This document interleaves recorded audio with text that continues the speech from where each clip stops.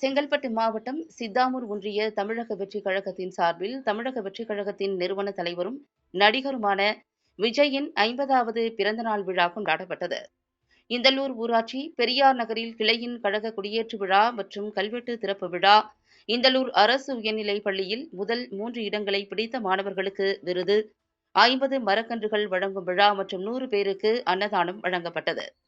மாவட்ட தலைவர் செங்கை சூரிய நாராயணன் வழிகாட்டுதலின்படி மாவட்ட செயலாளர் மோகன்ராஜா, மாவட்ட பிரதிநிதி சாகுல், சித்தாமூர் ஒன்றிய தலைவர் துரை, ஒன்றிய துணை செயலாளர் வேலவன், ஒன்றிய பொருளாளர் சத்யராஜ், சித்தாமூர் ஒன்றியம் மகளிர் அணி தலைவி நிஷாந்தி, இந்தலூர் நிர்வாகிகள் ராகுல், அருள்ராஜ், அருண்ராஜ் உள்ளிட்டோர் விழா ஏற்பாடுகளை செய்திருந்தனர்.